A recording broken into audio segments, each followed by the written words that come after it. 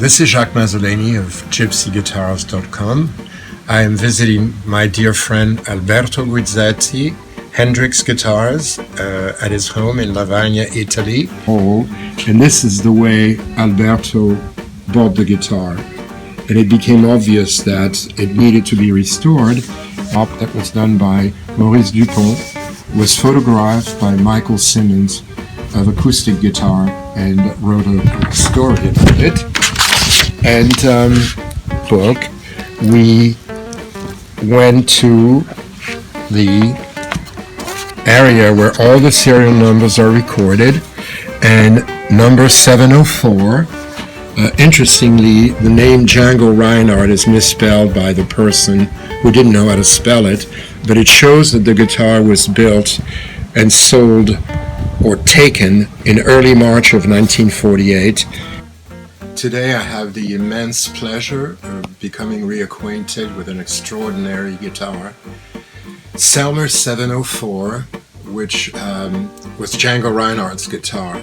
It was built in March of 48, and in 1949 Django and Stéphane come to Rome for some radio recordings, and he brings this guitar with him, and during the sessions something really bad happens to the instrument, and the top is completely smashed beyond repair. And Django literally abandons the instrument and pays no more attention to it. And Stéphane, who had sort of connected with a guitar player from the radio station, he gives the guitar to this musician, and they leave, and the guitar remains in Italy. And at some point, with the top having been beyond repair, the guitar player from Rome gives it to luthier, who replaces the top, but instead of replacing it with an original style top, he replaces it with a round hole.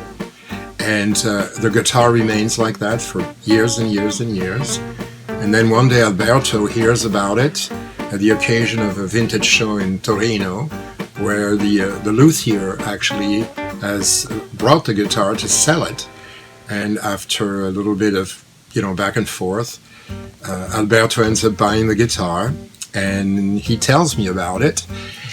And at that time, François Charles' book had already been published, and along with the book were the serial numbers.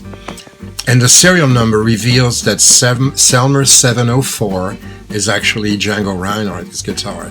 The entry is in the book, and interestingly, the man who wrote the name misspelled his last name because he had no idea how to write Reinhardt, but it's Django's guitar, and there's no doubt that it is. And at that point, with the wrong top, the only person that could realistically restore the guitar was Maurice Dupont. He was the only one at the time who had the experience, had the knowledge. We're talking about the early 90s. And so I took the guitar with me to France, gave it to Maurice, and Maurice restored it. Basically, the whole guitar is original except the top.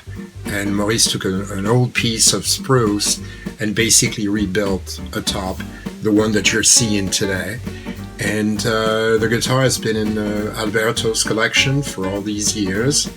And nearly 20 years later, I'm coming through, and he pulls out the guitar, and I become reacquainted with it. I won't embarrass myself to actually try to play it, but this is Django's guitar.